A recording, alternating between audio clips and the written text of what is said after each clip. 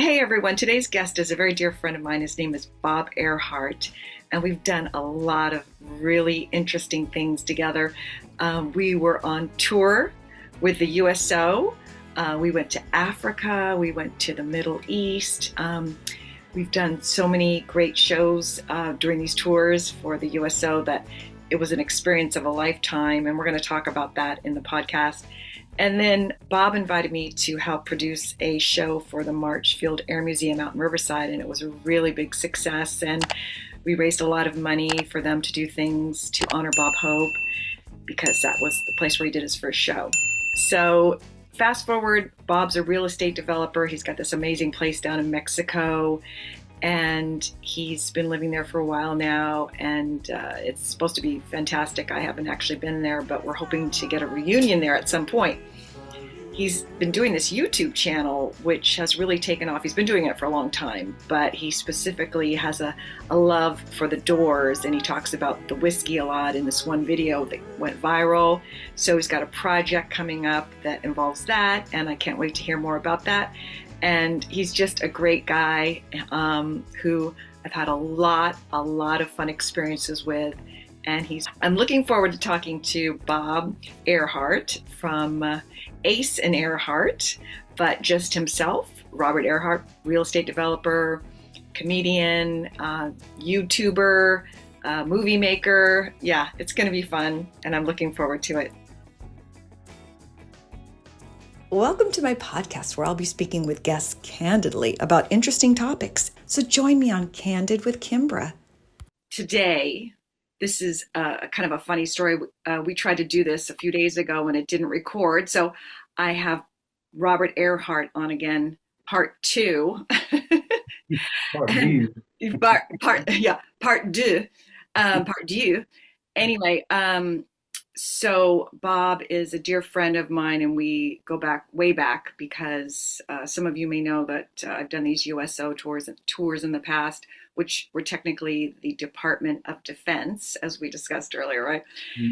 And Bob, I believe you were in it way before me, and you knew Julie even before me. And then I came aboard kind of late in the game. But we got to experience a lot of amazing tours together. And I'm going to talk a little bit about that. But I think I asked you this before, but how did you meet Sal? Right. You don't need to rehash the whole thing, but I would like to know how you met him. Yeah, well, I was in college and I needed a humanities class, whereas Sal, Ace, has been an actor all through school, through junior high, high school, Mr. Drama. And by the way, I got to preface this by saying Bob is part of a comedy duo called Ace and Airhart, right? That's correct. Yeah, Ace and Airhart. I forgot to say that. So that I'm asking him how he met Sal because they opened for us on one of our tours, which we'll get to in a minute. But so you met him 2 tours, right? Yeah. So you met him in school? Is that what in college? Yeah, and we were given the assignment to learn who's on first, right? And so we did, and we thought it was okay, but it did really well, and we got invited to do this, and the Rotary Club and Kiwanis and that kind of thing, and then we were doing Pippin at the Pasadena Playhouse. And we were asked to go to the Rose Bowl on the weekend and try to work up some business for the show. They had a flea market, the Rose Bowl Flea Market by R.G. Canning Incorporated. And so we were out there working the line, and one day a guy in a golf cart with a bunch of security came up and said, "What the hell are you doing?" And we told him exactly what we were doing, and we didn't exactly tell him because we were mimes, but we explained what was up, and he offered us $100 each to come back every week and do little vignettes for the line, and that's kind of how we got our start. And then one night, a Friday night, we were invited to do a USO show on the Battleship New Jersey the next day, and so we took it, and they asked us to do 20 minutes. All we had was who's on first, 5 minutes. But that's where I met Julie from the Right, USA Gals. She was a Rams cheerleader at the time, right. and she did the show as well. And it just kind of evolved from there. But we thought was a good job, and they just asked us back for 15 years. And 15 it was years? Wow. 15 years we did that. And 1983 we started to 95. And the great thing is wasn't, I mean, we were okay, but I think we offered other things. We emceed the shows, we helped set up the equipment. They just send out eight of us on like our shows where there's only eight. So we would fit in a Huey helicopter and our equipment would fit and all that good stuff. That's kind of the magic number. Yeah, I forgot about that. So there was eight total, right? So there was six of us ladies and then Right. two comedians. Okay. I couldn't remember Exactly. if we had eight or six, but no, eight. I thought we Yeah. had eight girls, but you're right. We only had six. Yeah. So you had eight, but just six went on the trip. Right. True. Yeah. Yeah. And we rotated like, as I mentioned before, there were some other tours that I didn't go on. I didn't go on the Panama tour, and I know there was a couple other. We always had like a extra bunch of ladies that could fill in, right? Sure. So, but yeah, you went with us to Africa, and what was the other one that? Oh yeah, Middle East. Yeah, Hmm. exactly. Hmm. We, yeah, I remember that flight. We went around the world. That was crazy. Yeah. We were actually on that island in for a week in the middle of the Oh my Indian gosh, Ocean. what was the Uh, name of that island? I know it because I was dating a pilot. Peter, I remember his name, Peter. yeah, right. But golly jeepers, what's the name of that island? It was an island that America shared with England. I remember because it was like, Right, because remember all the security, they had Land Rovers and shorts with high socks. Yeah. mhm. Yeah, that was a Um, great. It reminded me kind of like of Catalina in a way, you know, yeah. because it was And little. so we were only supposed to be there a few days, but Right. that little round window in the back of our C-141 blew out, and the Yes. part had to come from the United States. You know what? I was told, and I don't know if they just said this to flatter me, but that the pilot wanted to get to our show so fast that he blew out the window. Isn't that? I remember that now. That's so funny. I saw that pilot years later. You did? Yes, we were doing a USO show at Tustin Air Base, and we came on and we were doing Who's on First. We come off stage, and there he is standing. He says, "I heard Who's on First. I knew it had to be you guys." Oh my I can gosh. remember his name right now. The guy with him. Oh, the guy with him. Okay, got it. Yes, the taller guy with him with the dark hair, and he became when I saw him, he wasn't with the military anymore. He was a pilot for one of the major airlines. Good for him. Good for him. Yeah, yeah. Yeah. Anyway, I will remember the name of those islands or that island, and I'll put it somewhere so I don't forget. Um, It's super important island too, you know. I I mean, know because, like I the said, air base and all that stuff. it's one of And those it's places. right on, and remember, it's right on the equator. That Yeah. was Okay. We'll cool. look that up. Yeah, yeah. So, were you involved with comedy before you met Sal? Like, were you doing comedy at all? I was the guy who sat in the back of class and get sent to the principal for making the Uh, class laugh, you Class know. clown.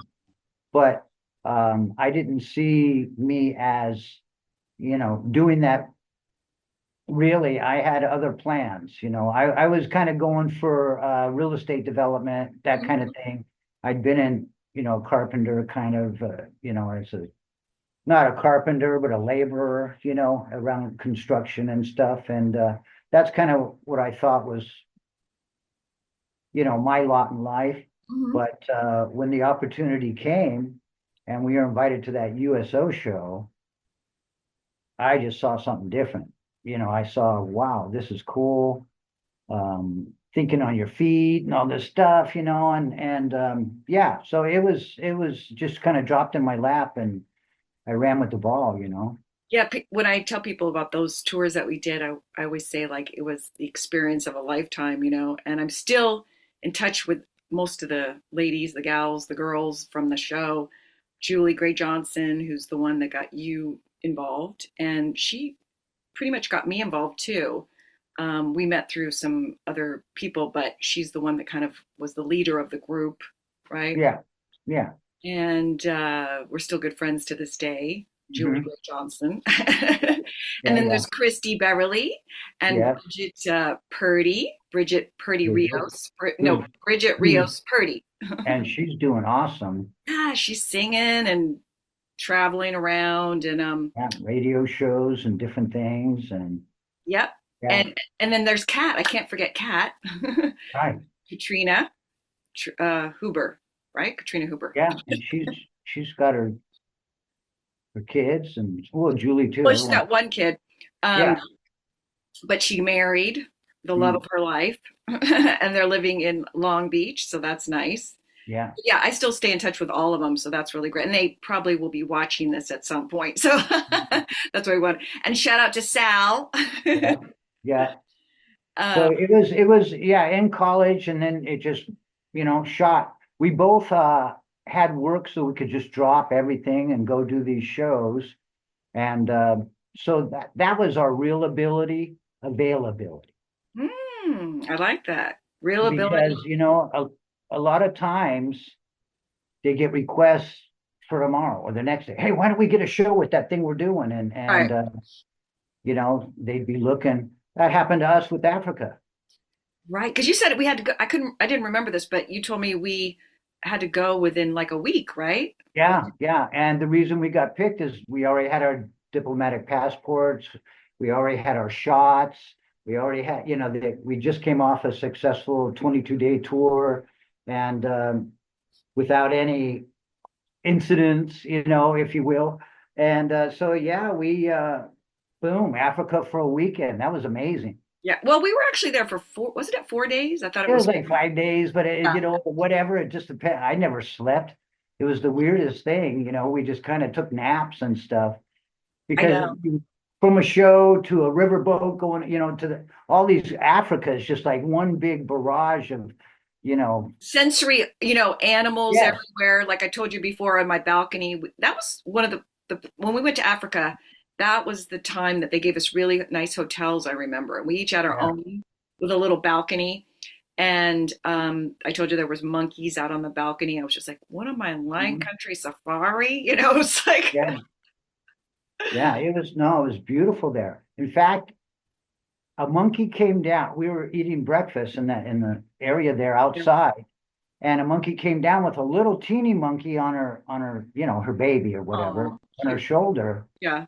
and she just looked at us. She's on our table, looked at us, grabbed a sugar packet, tore it open, drank, ate some of it, and then gave some of it to her baby. Oh, so Just looking at cute. what the heck did we just see? It was, yeah, Right. Africa That's was crazy. oh, it's just it's so natural. It's like you feel like it's the center of where everything began, which it Yeah, is. yeah, exactly. So it's just absolutely the most beautiful place I've ever seen it. But we were kind of away from, the big city, it seemed like. We were off, because we were Yeah, near Somalia, right? We were yeah, in Somalia. yeah. We were on the coast there. We came into Mombasa. Nairobi, but then out to the coast. Yeah, and that Mhm. was our And hotel. Nali was right on the ocean.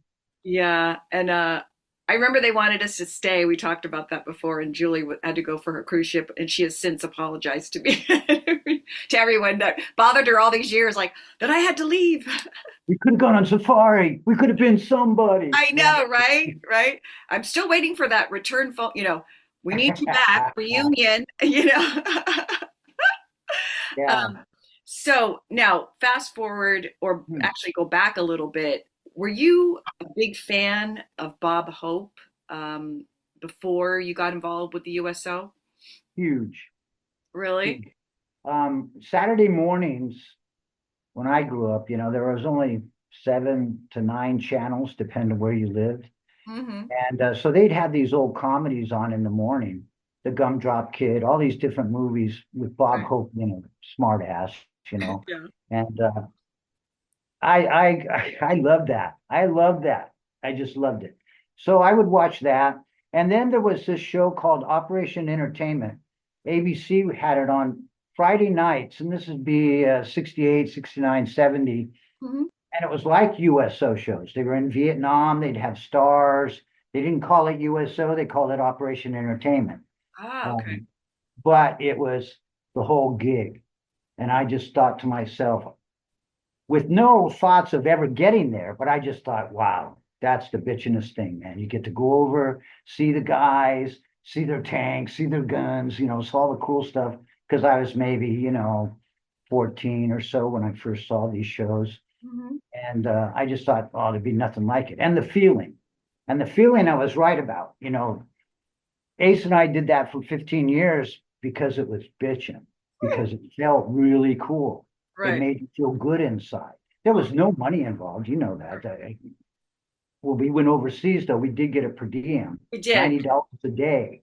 I think in Africa we got a little more. I think it was like I remember 125 for some reason. Oh, nice.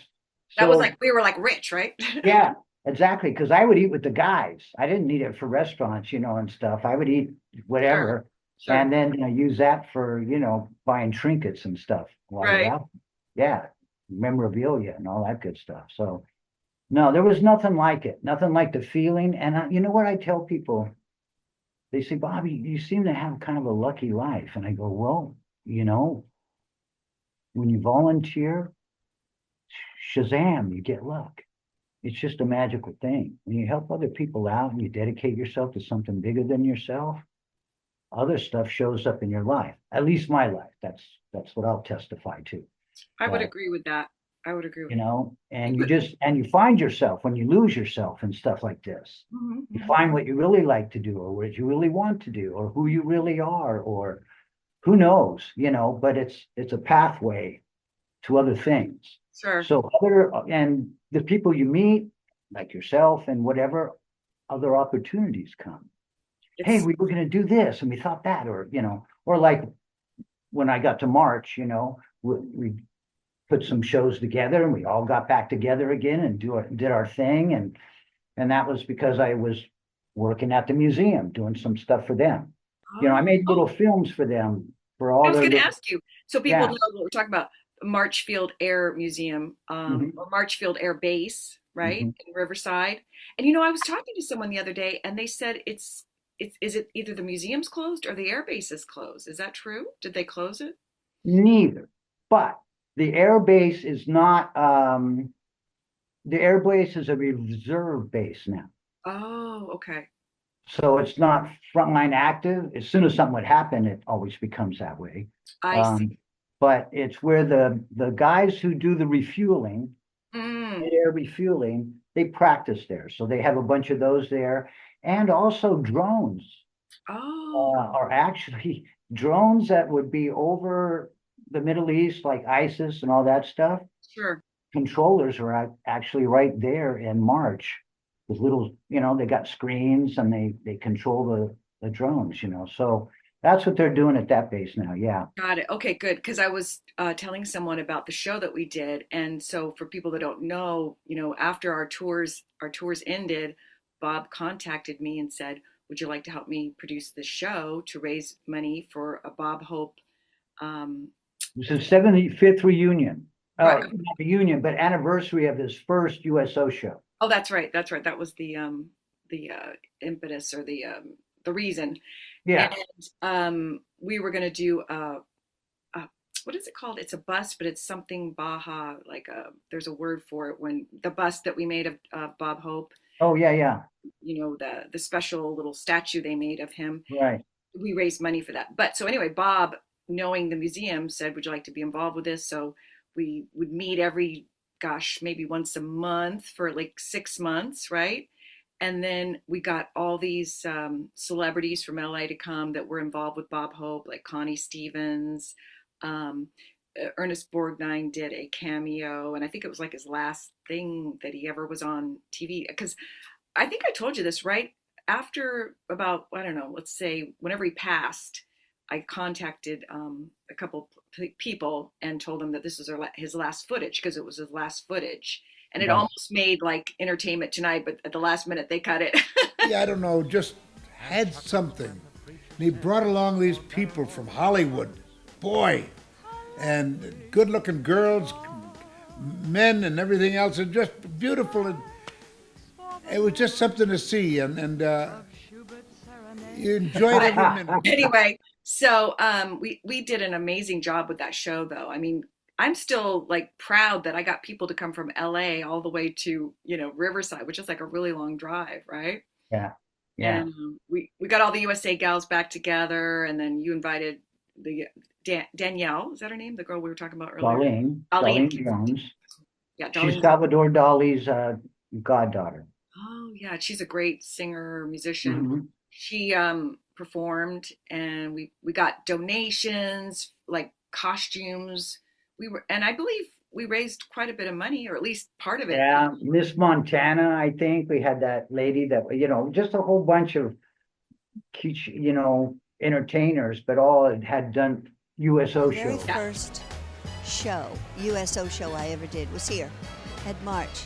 I think I was 14 or 15 years old. Came in with a high school group. But of course I went on to 50 years of entertaining young men and women all over the world, every major base, every hospital, every ship, every place we have ever had a war or a conflict.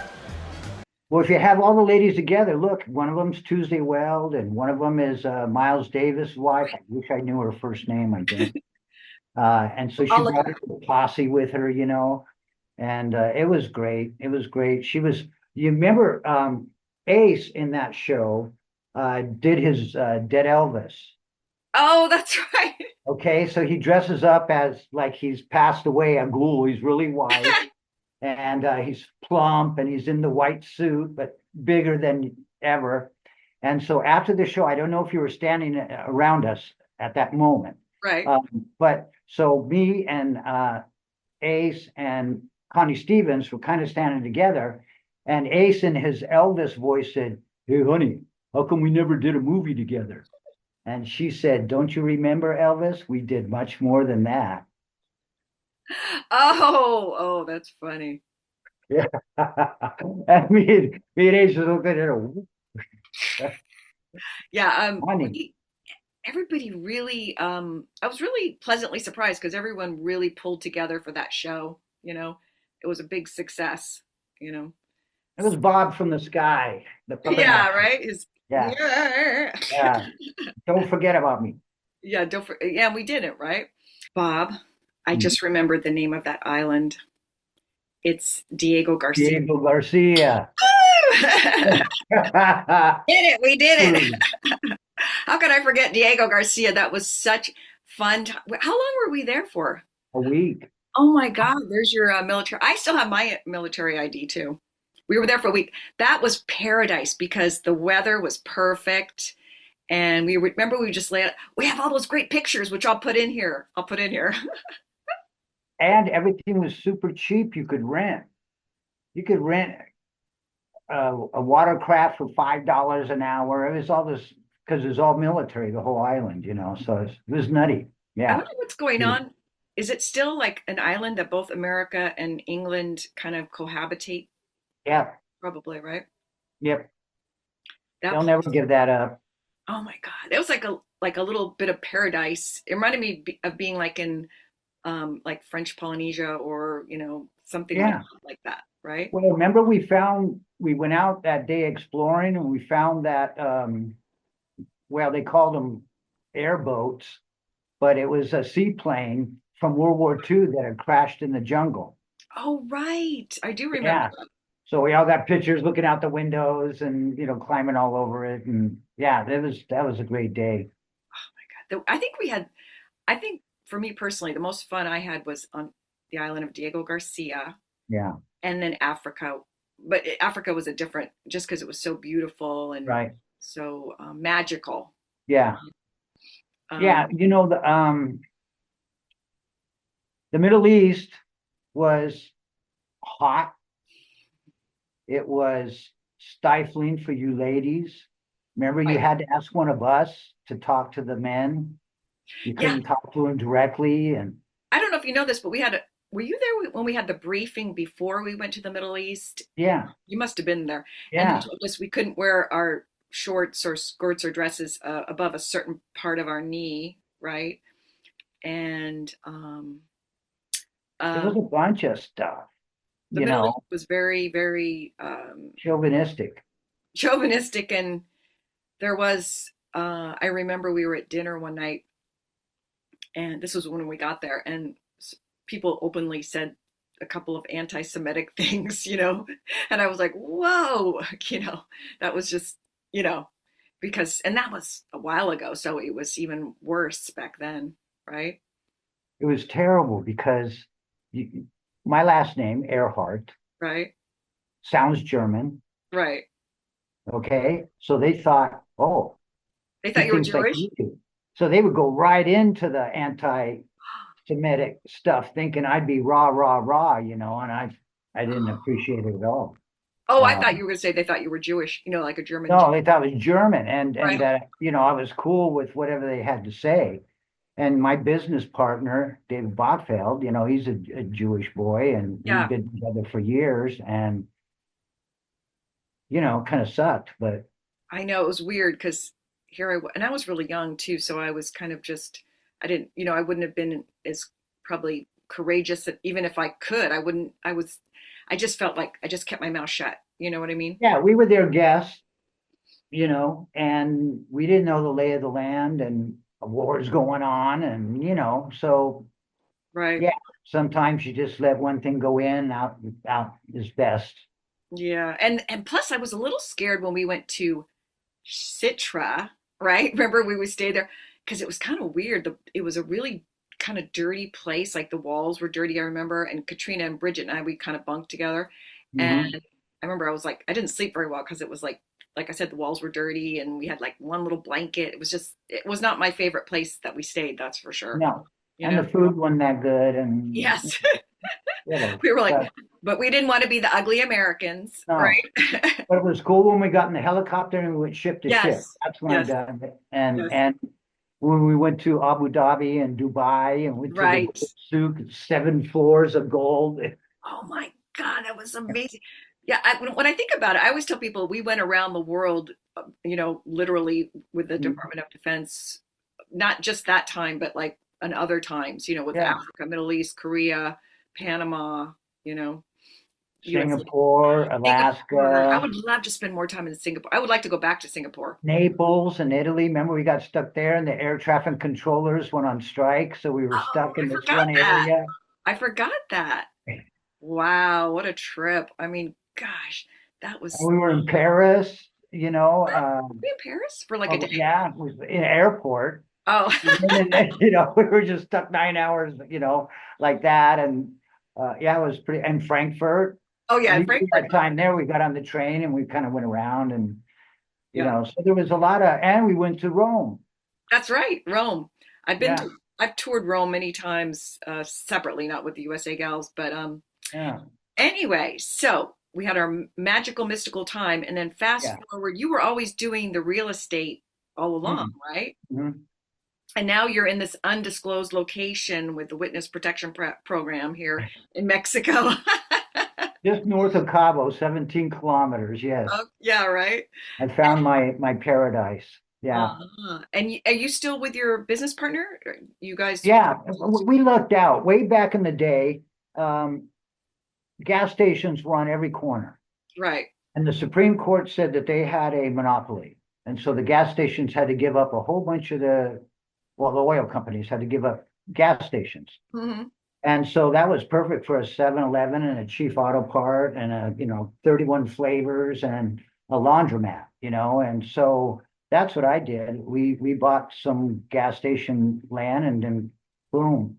I kind of knew I had a mentor and we had done a bunch of those little centers. And so that's what we did first. And then we did Edwards Theater and just kind of, Oh, you marched did around. at Edwards Theater there? There's an, Mhm, mhm, oh, I in love Edwards Corona. Theater. Mhm. That's So neat. I had a good job, you know what I mean? And when we did do comedy, and I love comedians, but they don't love each other. Really? And Is so that true? when you're at the Laugh Factory or whatever, and you're on stage, they're all back at the bar seeing shit. It's, Saying shh about each other. yeah, saying stuff, making themselves laugh. Let's put it that way. Right, And right. so it's not a real It's not a loving, it's not a place. loving It environment. was nothing like at the USO shows. Right. We were all there for each other as players, and we'd even mix together and think of some stuff to do during the show because we had space to fill. Someone didn't show up or whatever, and it was all real positive. And then you go out to try to make a living at it, and I get no kick from champagne. It was just not really what I was looking for in life. It was very negative, very negative. So we just did our 15 years, and then after that, we'd get invited to certain things, usually charity stuff, and we'd do our thing. But that's how it went for us. You only have one life, and if you want to have a bunch of negativity, boy, become a comedian, and they're all drinking, and you're up your last sets at 1 o'clock in the morning or Right. It's whatever. it's a little And bit of a so hard life for sure. it's a tough life, and until they get a sitcom with some royalties, it's a tough life. Yeah. And now you can't even be a comedian, really.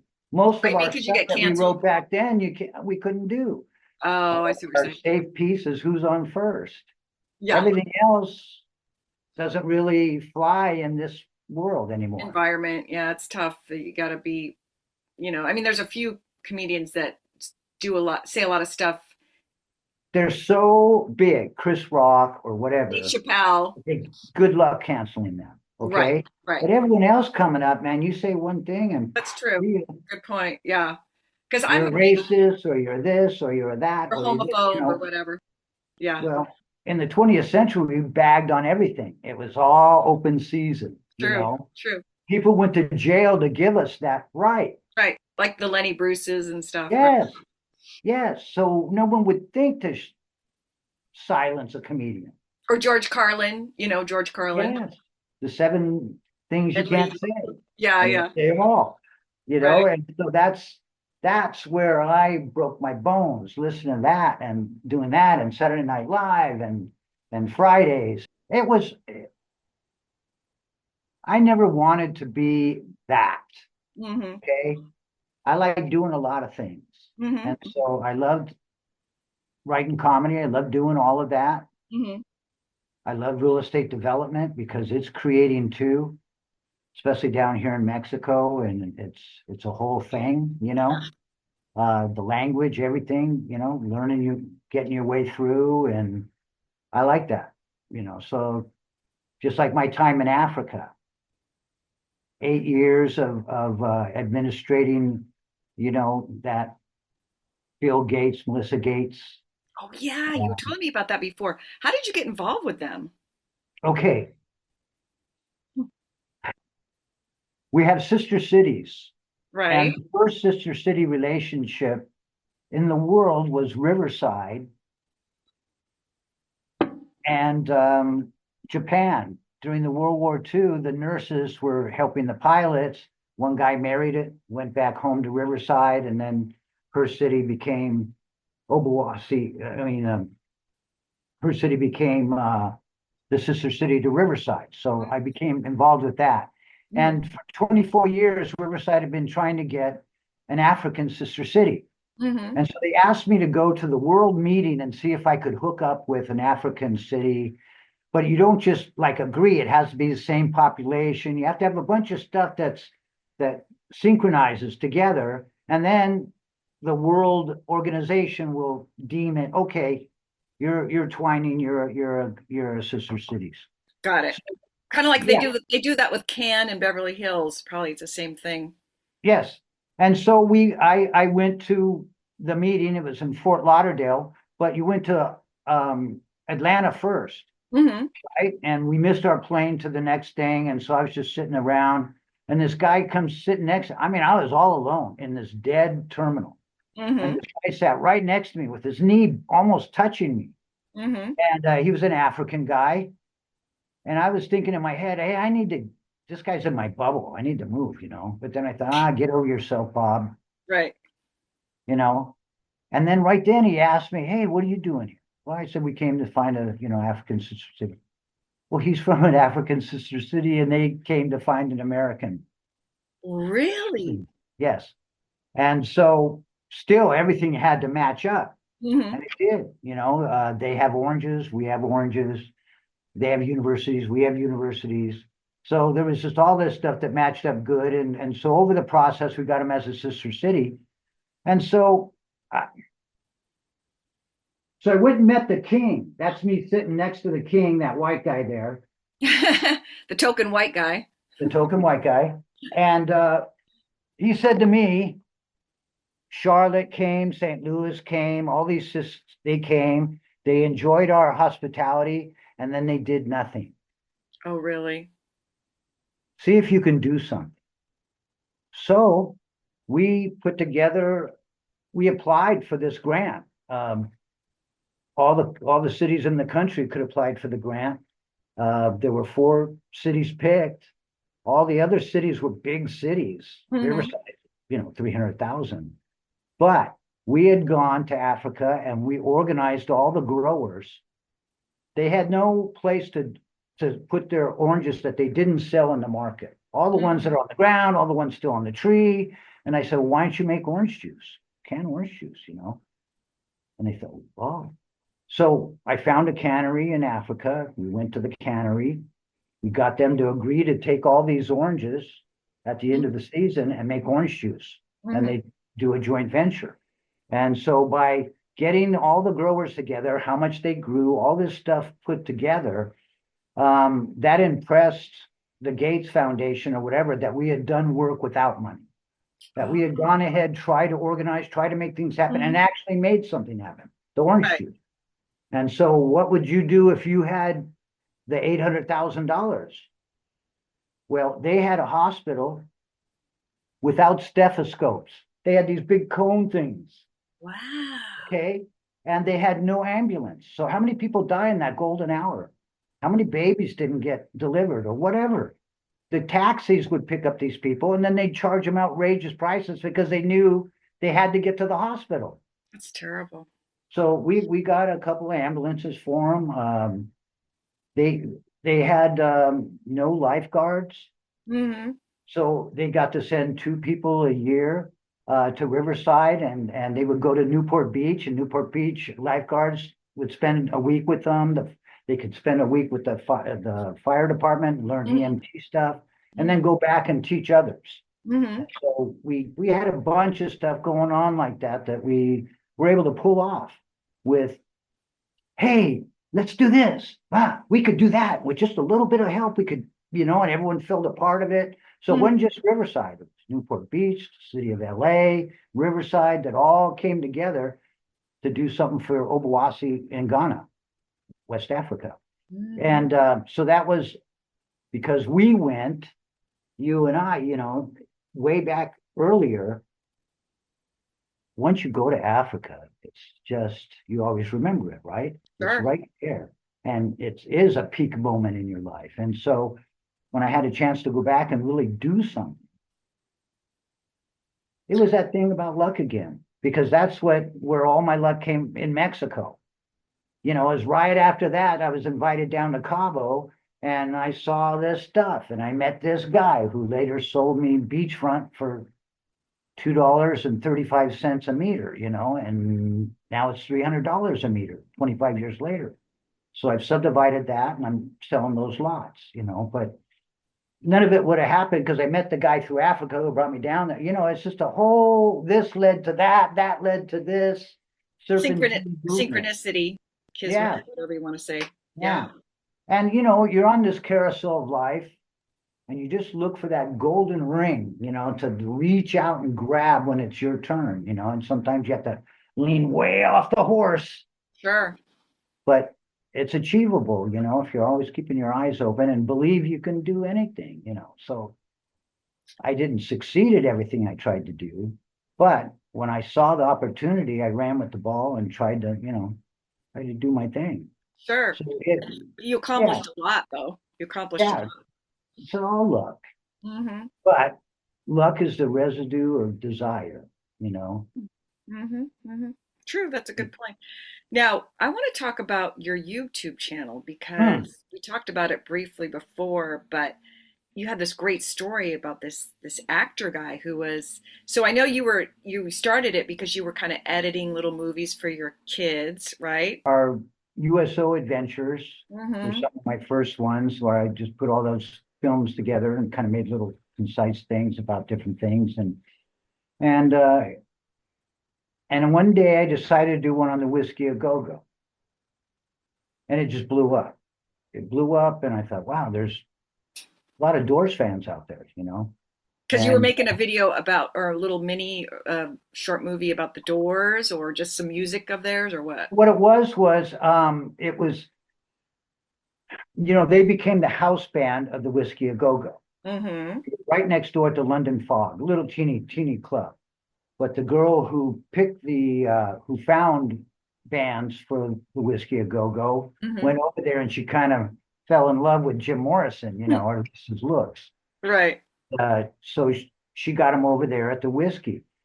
And so there's in this video, the Doors are talking about their experiences there, or at least three of them, Mm-hmm. you know, had passed away. But Sure. they, and it was stuff that people, you know, hadn't heard before, and the inside stuff. And the owner was kind of you know, a character in himself. The owner of the whiskey. Yeah. And yeah, he was actually a mobster from Chicago and had all this crazy history. Sure. And he had gone to Paris and he saw a place called the Whiskey a Go-Go. And that's why he came back Oh, I and didn't know that. Whiskey a Go and he thought it would do great. Yeah. Did I tell you little funny story? Did I tell you I read that Uh-huh. I'm a big fan of Linda Ronstadt's, and I read where she opened for them like in the beginning of her career, and she was like, "They're a great band if they could just get a new lead singer." That's what she said, and she was like, "Boy, was I wrong." Well, you know, when he first started, he would face the band. He'd have his Yes, back I to the heard about that. audience. Yeah. And it took him a while. Actually, they went to New York and they got some you know, gigs that went on for weeks. And he found himself in New York, if you will, on Sure. stage. And the rest was history. Yeah, you know. Poor guy, man. He was so good looking, and then he got so bloated from that alcohol, you know? Well, you know, he was tested as a genius. He was a genius, I know. I knew he was really and wanted to be a poet. good. Hmm. And so after the band blew up, let's say 68 was like the peak year of, you know, he wanted to be the poet again. Hmm. And so, and he did the looks and stuff. That's why he gained the weight. And Hmm. that's why he grew the beard. He was trying to morph into this other being. And then he went the Hemingway, you know, path, going to Paris and what have you, where a lot of the great poets, you know, before him were. The And expats. yeah. And so you know, that was, it just, you know, He imploded on himself. some think that, some think he was murdered. There was many different thoughts, you know, about what happened and many witnesses to what happened, if you will, but that are discounted or whatever. It's very interesting. Hmm. There's a great movie in what really happened there, I'll tell you that. Yeah, well, that's true. That's true. So you were doing this video about the Doors, the Whiskey a Go Go, and it went kind of viral, did it? Yeah, it did really well. It's got over, you know, 1 million views and such. And I thought, what Oh, the I heck didn't is know that. that? You know, That's so great. yeah, so I started I do lots of different videos, but I started doing a lot of Doors videos. They were my favorite band growing up. We didn't call it homeless. I was liberated when I was 17. And so I finished high school. You were house free. Yeah, I was. And I managed a miniature golf course and I lived in the utility closet. and went to school, and it was great. Had a A&W right next to me and a Jack in the Box, and life was perfect. You were in in my first heaven. year. Yeah. So, it was fantastic for me. And so through the channel, I got to meet lots of different people. There's lots of Doors fans all over this world. Uh, Less than 50% of my subscribers are from the United States. Hmm. They're everywhere. Doors fans are everywhere, and it's just crazy. So one of these fans is from Liverpool, and he's an Mm. actor named Stephen Walter. I wouldn't Mm. say fan. He's a Doors fan, yes. Right. But he watched my films and he critiqued each and every one. Long critiques, fabulous. But you didn't know who he was in the beginning, right? No, he was called Wordsmith, and I just, he set the bar high because how do I live up to these reviews? And so each one, I would, okay, before I sent it off, I made sure I had done everything I could with this one, little babies I'm sending out into the world. Right. And so at one point, maybe 5 years after, uh, he mentioned who he was. We started talking on email, and I asked him questions, and he's Stephen Walters. I didn't know that name. He's an actor, and he played Angus Moore in Outlander, Mm. and he was one of the bad guys in a Batman movie. And he's a great. I don't want to say great character actor because that sounds like it limits him, but Right. he'll do Manson. He does way out. He's got a lot of Yeah, range. He's got a lot of he range. can, yes, that's it. That's the way to put it. He's amazing. And the way he writes is amazing. He just finished a novel and he's got a BBC thing going on, and it just always has stuff going on. But we've talked about doing a film, and we were going to do a Doors film in Mexico because the Doors went to Mexico when they could no longer play in the United States after the Miami thing. And he told me one day he's got a pitch for me, and I thought it was about that, but actually it's a sentimental journey about a guy going from Cabo in a '67 van, taking his wife's ashes to the Whiskey A Go Go, where they met, Mm. Ooh, seeing the Doors, right. and so we're working on that film now, and it's Awesome. just amazing. Again, 15 years of doing the channel, Sure. 1,300 films, but this was all, I loved it. I loved every minute. I loved talking to the people who love the Doors and philosophizing about all of it. And it just did great things for What's the my name of your channel again? Air Baja, Airbaja. Okay, and I'll put it below the YouTube, Yeah. below our video. Yeah. So I do films for museums, Marchfield, and over 200 films for them and all the little items. So you just point your phone at an item and my film will come on and explain what it is or who did it or whatever. Neat. And so it's been a unique privilege of mine to actually do these films. I love it. I absolutely love it. And That's so awesome. yeah, Stephen Walters and I, we're gonna be doing something, and it's amazing. There's also a guy named Andrew Cole. Andrew Cole had his house. He's a singer. He had some hits actually way back in the day, but now he tours and he does a lot of Jim Morrison stuff.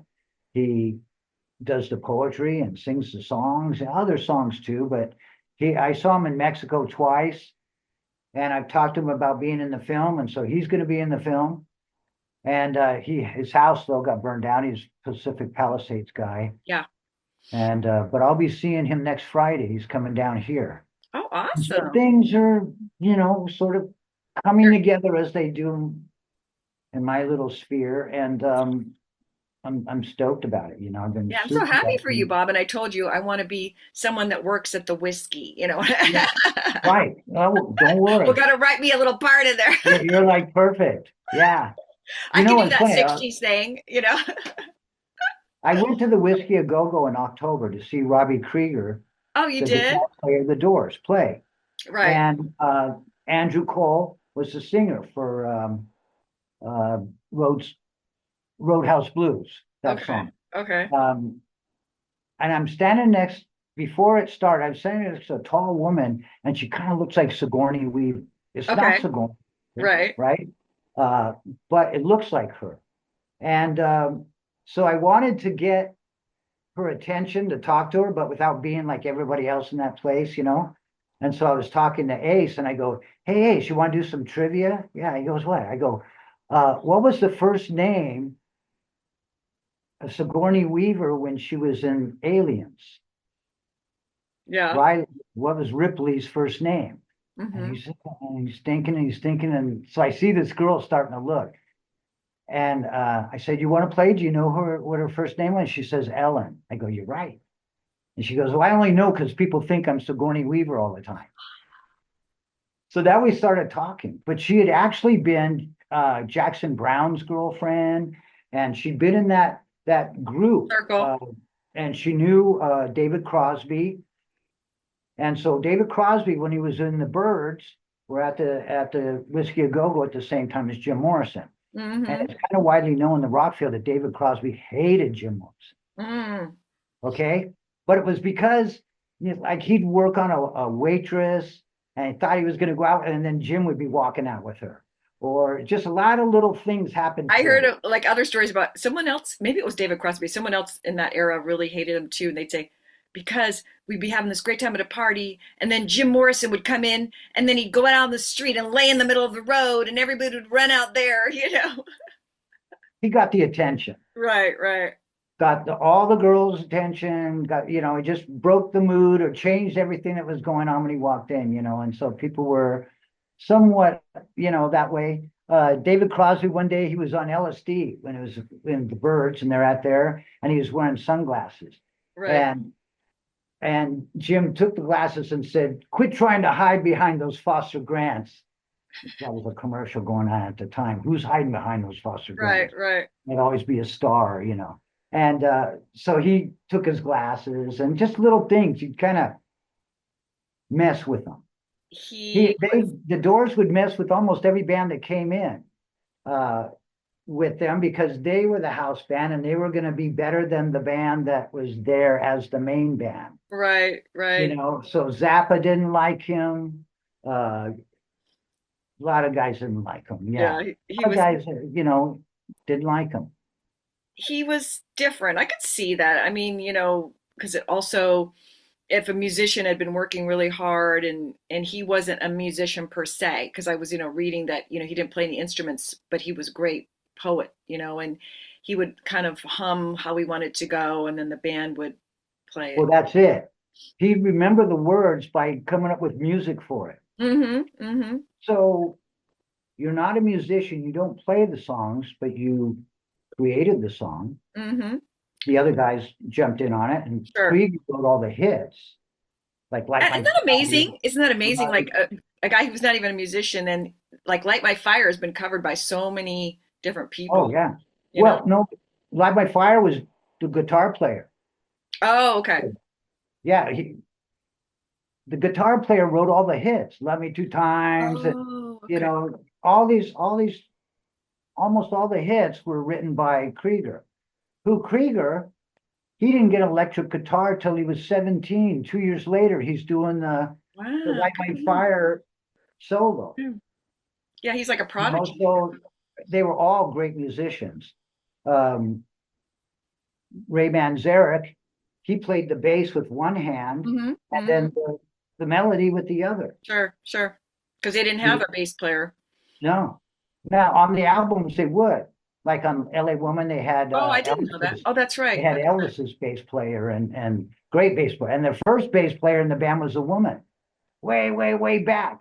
Oh, Yeah, wow. they They were had a ahead of their girl time. for it. Yeah, And so then they just didn't have one on stage, and you know, right. Ray's left hand was the bass player when they played live. I saw this little documentary recently where Jim Morrison was thinking about coming back to LA, and he called in and he said, how's the album doing? Exactly. I think it was LA Woman was the big Yeah, hit, right?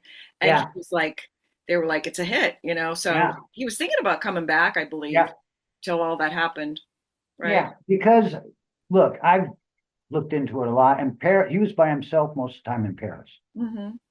Pam, his girlfriend, was a heroin addict, and so she'd be asleep all day. He walked around that city all the time, and he'd go into a bar and see people that he thought were Americans, and Right, because he didn't speak French, so he was like, yeah, always um, clinging or trying to seeking out other Americans. Americans, yeah. Right. And he'd go to the Rock and Roll Circus, which was this bar where people from other countries would go because they'd all heard about it. The Rolling Stones played there, and John Lennon played there, and Sure. different. So it was the place in Paris. So he'd go there a lot and walk around the cafes, and but he was lonely. It wasn't really happening the way he thought it was going to happen. Mm-hmm, So I think I project that he was going to come back. He might not have been the Jim Morrison from before. He might have, maybe they do an album every now and then. They had a contract. They had to crank out 6 albums. Wow. And so they did that in from 67 to 71. Hard to believe, like the 6 albums. condition that they were in, with the drugs and everything, that they were able to do that. And they were all gold. Now they're platinum or whatever the heck, because Sure. they still sell millions. They're still very popular. Partly the movie that Oliver Stone did, partly Sure. the legend of the 27 Club, Sure. and then people will listen to the music, and it's timeless. Yeah. They did music about things, elements, fire, water, different things that would stand the test of time. That's true. Good point. I didn't Not think a lot of groovy songs, Right, right. and they were on the dark side. Right. The Birds and all this stuff, and To Everything, Turn, There's a Season, and then you had This Is the End, beautiful thing. Yeah. Good point. So But they just were like 4 guys at the right time that just clicked with each other, exactly, 4 guys that all had the same intention. They weren't there for the chicks. They weren't there for they were there for the music. Mhm. And none of them really thought, or at least declared in their early times, that they were going to go big. They just followed where it went. I mean, they played at high school gyms and different things as they were moving up, Sure, So, sure. but boom, the Whiskey a Go-Go. That And was then, it took a New York record guy to go there and see them, because all the West Coast people turned them down. They took interesting. their little demos, like most bands do, to all these places, and no, why can't you be like the Birds? Why can't you be, They always want that. The A&R guys, they always want you to be like what's happening now. Rarely do they have vision of like what's going to happen next. and what could be? Yes, Yeah. exactly. So, but this Jack Holtzman guy from Elektra came from New York, and then they opened a West Coast office right across the street from Jim's motel. So it was easy for him to get over there. That's And awesome. what I liked about Morrison is he was the real deal as far as the rock star guy. He was just Sure. all about day to day. He was so in the present that when he bought new clothes, he left his old clothes in the dressing room. I love that. I didn't know that. And that was it. Never bought a house, never bought a car. All that was bought by the record company, and as gifts for Light My Fire, he got that blue Mustang GT500 and different things. He wasn't about the trapping, The things. except Yeah. the girls. Yeah, he liked that. Yeah, he liked that. And but he was just living the life, if you will. I've seen Pamela Corson. She was from Orange County actually. I've been to the Mhm. cemetery where she's buried, Right? But that's interesting. And I believe I saw Jim Morrison's grave at the in Paris, right? It's real famous. A lot of I tried.